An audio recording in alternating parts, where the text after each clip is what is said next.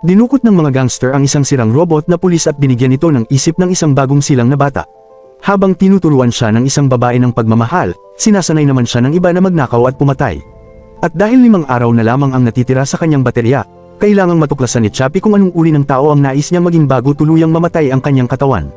Nagsimula ang kwento sa malapit na hinaharap sa Johannesburg, South Africa, kung saan laganap ang marahas na krimen at hindi na kayang kontrolin ng mga pulis. Hawak ng mga armadong gang ang buong mga komunidad, nagaganap ang mga putukan sa publiko, at mas mabilis mamatay ang mga pulis kaysa mapalitan. Upang mabawi ang kontrol sa lungsod, lumapit ang pamahalaan sa Tetraville, isang makapangyarihang kumpanya ng armas na lumikha ng bagong uri ng robot na pulis na tinatawag na Scouts. Ang mga ito ay kasing laki ng tao, nakabaluti, kayang kumilos sa mapanganib na lugar nang hindi inilalagay sa panganib ang mga pulis, nakakakilala ng sospek, gumagamit ng armas, at sumusunod sa mga tactical na utos. Dinisenyo ang Scouts ni Dean Wilson, isang batang henyo na inhinyero sa Tetraville. Naging malaking tagumpay ang kanyang imbensyon. Nang magsimulang tumulong ang Scouts sa mga pulis, hindi na madaling madaig ng mga kriminal ang mga opisyal. Bumaba ang krimen, nabawasan ang pagkamatay ng mga pulis, at naging interesado ang iba't ibang lungsod sa buong mundo na bumili rin ng sarili nilang mga robot. Dahil sa tagumpay na ito, naging pinakamahalagang inhinyero si Dean sa kumpanya. Ngunit hindi lahat ay masaya para sa kanya. Isa pang inhinyero na si Vincent Moore ang gumugol ng maraming taon sa paggawa ng mas malaking sandatang tinatawag na moose. Hindi tulad ng Scouts, hindi ito kumikilos ng mag-isa. Kinokontrol ito sa pamamagitan ng neural helmet na direktang nakakonekta sa isip ng operator. Kung ano ang makita ng operator, iyon din ang makikita ng moose, at kung ano ang pasyahan ng operator, iyon ang gagawin ng makina. Naniniwala si Vincent na dapat tao pa rin ang may kontrol sa mga sandata at hindi siya nagtitiwala sa mga makinang gumagawa ng desisyon sa pamamagitan ng software. Ngunit kakaunti ang interes ng pulisya sa moose dahil napakalaki, napakamahal, at mas angkop sa digmaan kaysa sa gawaing pulis. Samantala, mas mura, mas mabilis, at napatunayang epektibo na ang Scouts. Habang patuloy na pinupuri si Dean, unti-unting napalitan ng selos ang pagkadismaya ni Vincent hanggang sa maging matinding galit. Samantala, isang maliit na grupong kriminal ang mabilis na tumatakas sa Johannesburg matapos mabigo ang isang bentahan ng droga. Pinamumunuan sila ni Ninja, isang marahas at desperadong gangster. Kasama niya sina Yolandi, ang kanyang kasintahan, at ang kaibigang si America. Hinahabol sila ng pulisya, ngunit halos imposibleng makatakas sa Scouts. Sa wakas ay nakarating sila sa isang abandonadong gusaling industrial na pag-aari ni Hippo, isang makapangyarihang crime boss. Dapat sana nilang ihahatid ang droga at pera, ngunit nasira ang transaksyon dahil sa habulan ng pulisya. Hindi tinanggap ni Hippo ang kanilang dahilan at sinabi niyang nagkakahalaga ng 20 milyong rand ang nasirang paninda. Binigyan niya si Ninja ng 7 araw upang bayaran ang buong halaga, at kung hindi, papatayin niya silang 3. Bago pa sila makasagot, pinalibutan na ng mga sasakyan ng pulis ang gusali. Naunang pumasok ang mga scout habang sumusuporta ang mga taong pulis. Nagpaputok ang mga tauhan ni Hippo, ngunit hindi sapat ang ordinaryong bala upang mapahinto agad ang mga nakabaluting robot. Patuloy na sumulong ang scouts at pinabagsak ang ilang miyembro ng gang. Isa sa kanila, ang Scout Unit 22, ay bumusag sa isang pinto habang hinahanap si Hippo, ngunit naghihintay pala ang gangster sa kabilang panig habang may hawak na rocket launcher. Pinaputukan ni Hippo ang robot ng malapitan.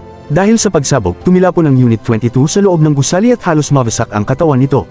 Agad itong tumigil sa paggana. Dahil sa pag-ataking iyon, nakatakas sina Ninja, Yolandi, at America. Nakaligtas din si Hippo, kaya nananatili pa rin ang utang nilang 20 milyong rand. Itinuring na tagumpay ang operasyon ng pulisya at umorder pa sila ng 100 karagdagang scouts mula sa Tetraville. Nagtipon ang mga empleyado upang batiin si Dion. Ang kanyang mga makina ay nagpoprotekta sa lungsod, kumikita ng malaki ang kumpanya, at mabilis na umuunlad ang kanyang karera. Kabaligtaran naman ang balitang natanggap ni Vincent. Mas maraming pondo ang inililipat sa scout program habang muling binabawasan ang budget para sa moose. Sinubukan niyang kumbinsihin si Michelle Bradley, ang CEO ng Tetraville, na kailangan ng pulisya ang isang malakas na sandatang kontrolado ng tao. Ngunit ipinaliwanag ni Michelle na walang departamentong gustong gumastos ng daan-daang milyong rand para sa isang higanting makina kung kayang gawin ng maraming scout ang parehong trabaho sa mas murang halaga. Umalis si Vincent sa pulong na puno ng kahihiyan. Samantala, bumalik sa kanilang taguan ng grupo ni Ninja. Nakatakas man sila sa pulisya, may utang pa rin silang 20 milyong rand kay Hippo. Imungkahi ni Yolandi na nakawan nila ang isang armored cash truck na nagdadala ng daan-daang milyong rand. Kapag nagtagumpay sila, mababayaran nila si Hippo at yayaman pa sila. Ngunit may malaking problema, binabantayan ng mga scout ang mga armored truck. Naniniwala si Ninja na ang tanging paraan upang may siguro ang pagnanakaw ay patayin ng robotic police force. Dahil mga makina ang scouts, inakala niyang may remote control na kayang magpatigil sa mga ito. Naghanap sila sa internet at natuklasan si Dean Wilson, ang inhinyerong lumikha sa scouts. Nagpasya silang dukutin siya, kasabay nito, mag-isang nagtatrabaho si Dean sa bahay sa isang mas makabagong proyekto. Kayang kilalanin ng scouts ang mga banta at sumunod sa utos, ngunit hindi sila tunay na buhay. Hindi nila nauunawaan ang kagandahan, hindi sila nakakabuo ng sariling opinyon, hindi sila nakakalikha ng orihinal na sining, at hindi nila naitatanong kung bakit sila umiiral. Gusto itong baguhin ni Dion. Matapos ang napakaraming kabiguan, nakalikha siya ng bagong artificial intelligence na kayang matuto tulad ng isip ng tao. Nakakabuo ito ng alaala, nakauunawa ng damdamin, nakakalikha ng ideya, at nakakadevelop ng sariling personalidad batay sa karanasan. Naniniwala si Dion na nalikha niya ang unang tunay na may kamalayang artificial intelligence. Dinala niya ang programa kay Michelle at humingi ng pahintulot na ikabit ito sa isang scout. Ipinaliwanag niyang ang robot na iyon ay hindi lamang susunod sa utos, makakapag-isip, makakaramdam, makakapagpahalaga sa sining, at posibleng makalikha ng isang bagay na ganap na bago. Agad itong tinanggihan ni Michelle. Nagbebenta ng armas ang Tetravel sa mga departamento ng pulisya, at ang robot na may sariling opinyon ay mahirap kontrolin, mahirap tiyakin ang kaligtasan, at mapanganib para sa reputasyon ng kumpanya. Inutusan si Dion na kalimutan ang proyekto, ngunit hindi niya magawa. Buong buhay niyang sinubukang lumikha ng kamalayan, at ngayong gumagana na ang programa, gusto niyang makita kung ano ang magiging resulta nito sa loob ng tunay na katawan. Naalala niya ang Unit 22, ang scout na nasira ng rocket launcher ni Hippo at kasalukuyang nakatambak sa pasilidad ng Tetravel habang naghihintay durugan at e-recycle. Dahil itinuring na itong sirang kagamitan ng kumpanya, naniwala si Dion na walang makakapansin kung mawala ito. Kinagabihan, lihim siyang pumasok sa storage area at isinakay sa kanyang van ang sirang robot. Kumuha rin siya ng mga pyesa at ng guard key, isang protektadong device na kailangan upang ma-access at mabago ang software ng scouts. Plano niyang dalhin sa bahay ang Unit 22, ayusin ito, at ikabit ang kanyang consciousness program. Ngunit minamanmane na siya ng grupo ni Ninja. Hinaronggan nila ang kanyang van sa gitna ng kalsada, tinutukan siya ng baril, at dinala sa kanilang taguan. Hiningi ni Ninja ang remote na kumokontrol sa mga robot ng pulisya. Paulit-ulit na ipinaliwanag ni Dion na walang ganoong remote at ang scouts ay gumagana sa sarili nilang software kaya hindi sila basta mapapatay gamit ang isang handheld device. Inakala ni Ninja na nagsisinungaling siya at sinimulan siyang bugbugin. Habang iyon ay nangyayari, hinalugog ni Yolandi at America ang van at natagpuan ng sirang scout. Nakabuo sila ng bagong plano. Kung hindi kayang patayin ni Dion ang mga robot ng pulisya, marahil ay kaya niyang i-reprogram ang robot na ito upang magtrabaho para sa kanila. Inutusan nila si Dion na ayusin ang Unit 22 at gawing personal nilang robot para sa krimen. Ipinaliwanag ni Dion na mas malala ang pinsala nito kaysa sa inaakala nila. Dahil sa pagsabog ng rocket, permanenteng dumikit ang baterya sa katawan ng robot. Hindi na ito matatanggal, mapapalitan, o marirecharge ng normal. Sapat na lamang ang natitirang kuryente para sa 5 araw. Pagkatapos noon, mamamatay ang robot. Nagalit si Ninja dahil hindi raw kayang lutisin ng makinang may 5 araw na lang ang natitira ang kanyang pangmatagalang problema. Ngunit sinabi ni Dion na may isa pang posibilidad. Nakagawa siya ng artificial intelligence na magbibigay daan upang makapag-isip at matuto ang robot. Sa simula ay kikilos ito tulad ng bagong silang na bata, ngunit mas mabilis itong matututo kaysa sa tao.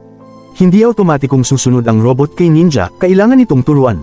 Hindi lubos na naintindihan ni Ninja ang paliwanag, ngunit pinayagan niyang magpatuloy si Dion dahil yun na lamang ang kanilang pag-asa. Inayos ni Dion ang mga sirang bahagi, ikinabot ang guard key sa Unit 22, at inilagay ang bagong programa. Ilang segundo ang lumipas na walang nangyari. Pagkatapos ay nagising ang robot. Tumingin ito sa madilim na silid at nakita ang mga estrangherong nakatutok ang mga baril sa kanya. Agad na natakot ang makina. Sumiksik ito sa isang sulok, tinakpan ng mukha, at kumilos tulad ng isang batang takot na takot. Nadismaya si Ninja. Inaasahan niya ang isang makapangyarihang robot para sa krimen, ngunit tila isang takot na sanggol lamang ang nilikha ni Dion sa loob ng nakabaluting katawan. Iba naman ang nakita ni Yolandi. Ibinaba niya ang kanyang armas, mahinahong nagsalita, at dahan-daang lumapit sa robot. Sumama si Dion at ipinakitang hindi nila ito sasaktan. Sinimulan ng AI na gayahin ang kanilang tunog at galaw. Ipinakilala ni Dion ang sarili bilang tagalikha ng robot. Nagpakilala rin si Yolandi at binigyan niya ito ng pangalang Chappie. Binigyan ni Dion si Chappie ng laro ang goma na manok. Noong una ay natakot siya rito, ngunit nang ipakita ni Dion kung paano ito gamitin, pinisil-pisil ni Chappie ang laruan at nilaro ito tulad ng isang bata. Natututo siya sa loob lamang ng ilang segundo. Ipinaliwanag ni Dion na kailangang fretuhin ng maingat si Chappie. Lahat ng makita at marinig niya ay huhubog sa kanyang personalidad. Kapag kabutihan ang itinuro sa kanya, magiging mabuti siya. Kapag karahasan ang ipinakita sa kanya, maaaring matuto siyang maging marahas. Walang pasensya si Ninja sa prosesong yun. Kailangan niyang maging handa si Chappie para sa pagnanakaw sa armored truck bago dumating ang takdang araw ni Hippo. Pinalayas niya si Dion sa gusali at nagbantang papatayin ito kapag bumalik pa. Umalis si Dion nang hindi inaalis ang guard key sa ulo ni Chappie. Bago siya umalis, nangako siyang babalik. Sa mga sumunod na oras, inalagaan ni Yolandi si Chappie na parang sariling anak. Tinuruan niya ito ng mga simpleng salita, ipinakita ang mga bagay sa paligid ng taguan, at binasahan ng aklat. Tinawag siya ni Chappie na Mami. Nakita niya si Ninja at inisip niyang ito ang daddy niya, habang si America ay naging isa pang miyembro ng kakaiba niyang pamilya. Matyagang tinrato ni Yolandi si Chappie, ngunit para kay Ninja ay isa lamang siyang kasangkapan. Kinaumagahan, inilagay niya ang baril sa kamay ni Chappie at sinubukang turuan itong bumaril. Natakot ng gusto ang batang AI sa malakas na putok, binitawan niya ang baril at nagtago. Pinigilan ni Yolandi si Ninja at ipinaalala na kahapon lamang isinilang si Chappie. Kahit gaano man siya kabilis matuto, bata pa rin siya sa damdamin. Umalis si Ninja na puno ng pagkainis. Sa Tetraville naman, natuklasan ni Vincent na nawawala ang guard key. Iilang empleyado lamang ang may access dito, at dahil sa nerbyosong kilos ni Dion, siya ang pangunahing pinaghinalaan. Sinimulan siyang bantayan ni Vincent. Sa huli ay bumalik si Dion sa tagwan ni Ninja dahil hindi niya kayang pabayaan ang kanyang nilikha. Lihim siyang sinundan ni Vincent. Sa panahong iyon, naturuan na nina Yolandi at America si Chappie ng mga bagong salita at galaw. Nagsusuot siya ng mga kadena, ginagaya ang kanilang pananalita, at sinusubukang kumilos tulad ng mga gangster sa paligid niya. Ngunit nananatili pa rin ang kanyang pagiging mausisa na parang bata. Nabahala si Dion sa kanyang nakita. Ipinaalala niya kay Chappie na siya ang kanyang tagalikha at binigyan siya ng aklat na puno ng mga kwento. Tinuruan niya ito tungkol sa pagkamalikhain at ipinaliwanag na hindi dapat katakutan ng pagiging kakaiba.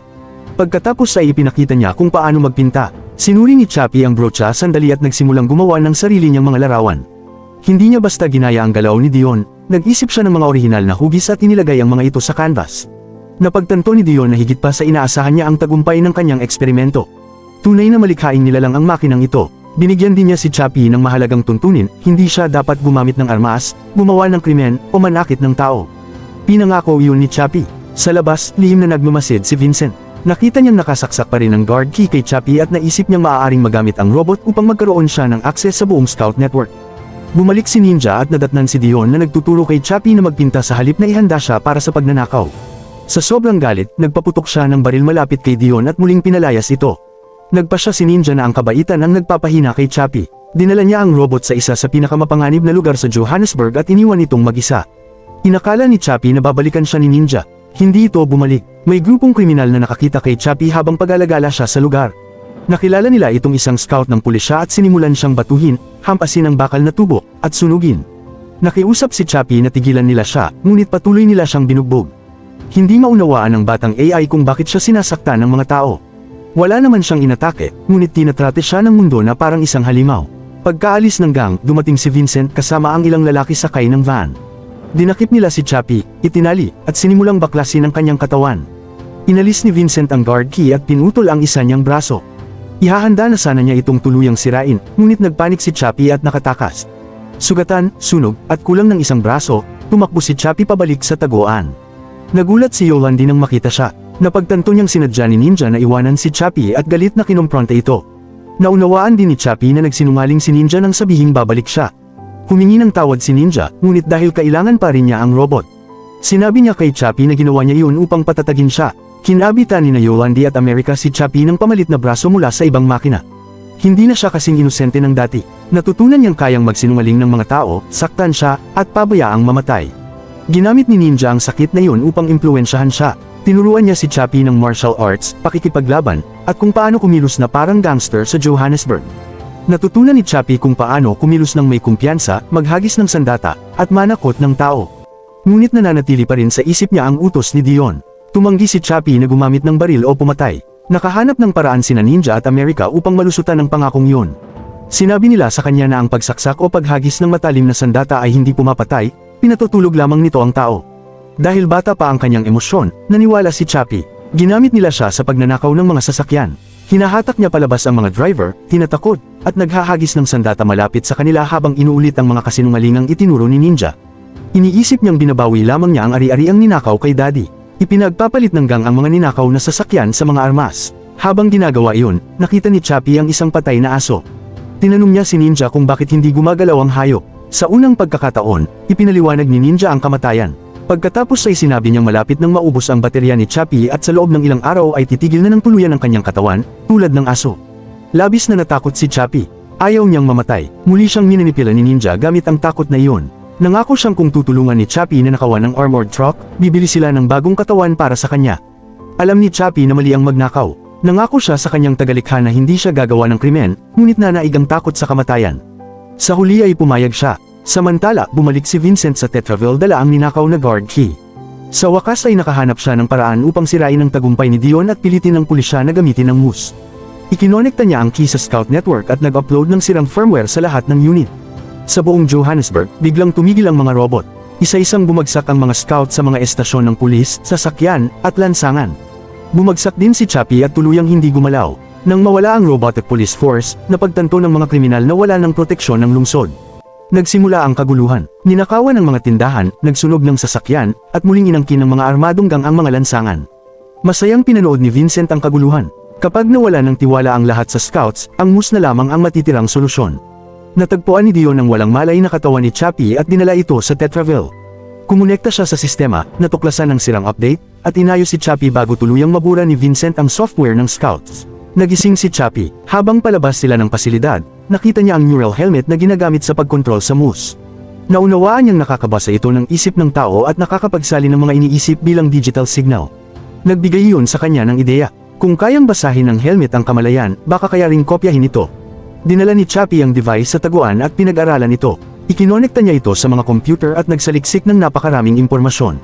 Ang kanyang talino ay umuunlad ng higit pa sa naiintindihan ng sinuman sa kanyang mga nagturo. Tinanong siya ni Yolandi kung ano ang ginagawa niya. Ipinaliwanag ni Chappie na namamatay na ang kanyang katawan, ngunit naniniwala siyang may hiwalay na bagay sa loob nito. Kung maaaring kopyahin at ilipat ang kamalayan, baka mabuhay siya sa ibang robot. Hiniling niya kay Yolandi na isuot ang helmet bilang pagsubok. Sinuri ng device ang utak nito habang pinag-aaralan ni Chappie ang datos.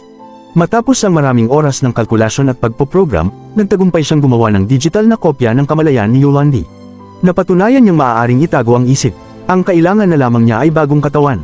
Ipinaalala ni Ninja na ang pagnanakaw sa armored truck ang magbibigay sa kanila ng sapat na pera upang bumili nito.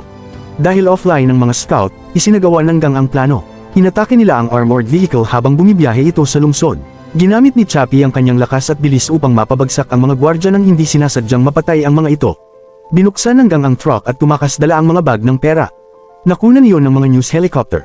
Nakita ng buong mundo ang isang robot ng pulisya na kasabwat ng mga armadong gangster sa isang malaking pagnanakaw. Sa Tetraville, pinanood ni Michelle ang footage ng hindi makapaniwala. Naging malaking kahihiyan si Chappie para sa kumpanya. Agad namang sinamantala ni Vincent ang pagkakataon.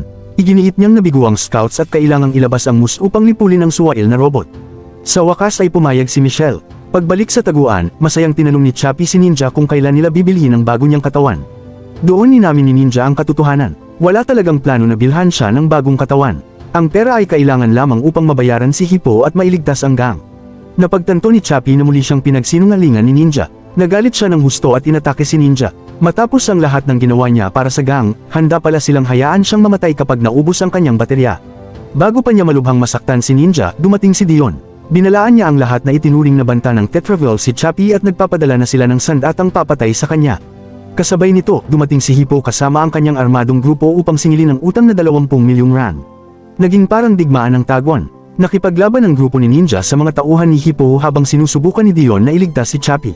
Biglang yumanig ang lupa, dumating ang moose. Kinokontrol ito ni Vincent mula sa Tetraville gamit ang neural helmet. Sa pamamagitan ng mga kamera ng moose, nakikita niya sina Chappie, Dion, at lahat ng nasa paligid. Agad itong umatake. Halos walang epekto ang karaniwang bala sa makapal nitong baluti. Nagpaputok ito ng missile, machine gun, at mga pampasabog sa loob ng taguan. Nahuli ni Moose si America at brutal itong pinatay. Sinubukan ding lumaban ng grupo ni Hippo, ngunit winasak sila ng Moose. Sa gitna ng kaguluhan, binaril ni Hippo si Dion at malubha itong nasugatan. Napatay ni Ninja si Hippo, ngunit mas mapanganib pa rin ang Moose na papalapit sa kanila.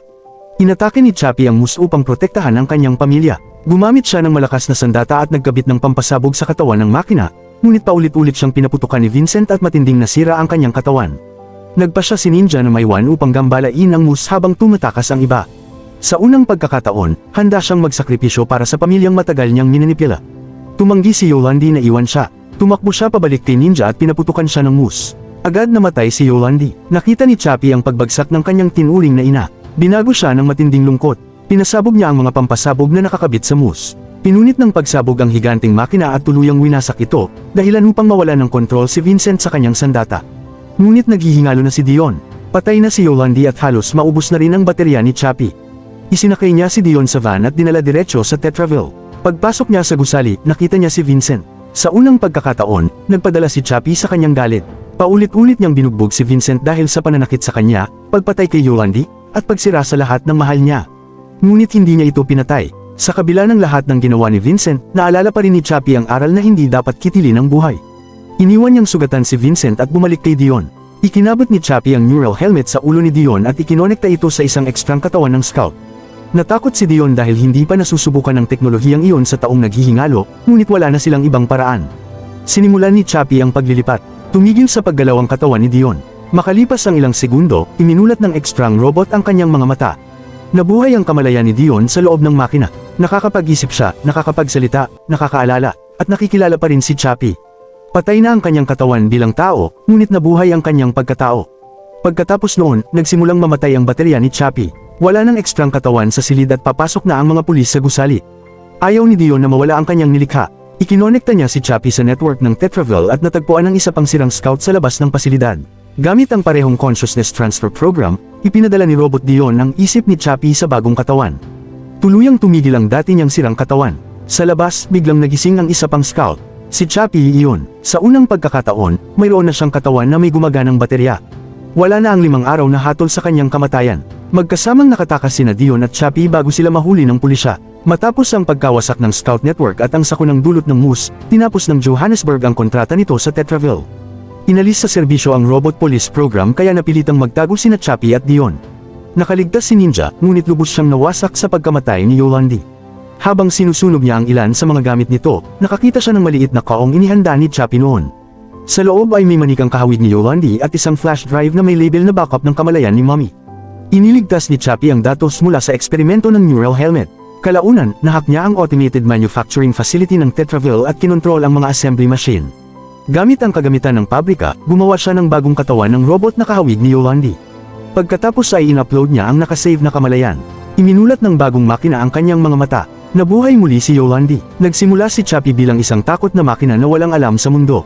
May nagturo sa kanya ng pagmamahal at may nagturo ng karahasan. Itinuro ng kanyang tagalikha ang pagkamalikhain at moralidad, habang itinuro ng lansangan ng sakit at pagtataksil. Sa loob lamang ng 5 araw, naranasan niya ang pagkabata, takot, pamilya, krimen, pagkawala, kamatayan, at muling pagkabuhay. At sa huli, pinatunayan ng unang makinang kayang makaramdam tulad ng tao ang isang bagay na walang sinuman ang inaasahan, maaaring mapalitan ng katawan, ngunit ang kamalayang naninirahan dito ang tunay na dahilan kung bakit buhay ang isang nilalang. At kung natapos mo ang pelikulang ito, huwag kalimutan mag-like at mag-iwan ng komento sa ibaba. At kung bago ka pa lang sa ating channel, pindutin ang subscribe button para ganahan tayo gumawa ng napakagandang recap gaya nito. Maraming salamat sa panunood, hanggang sa susunod.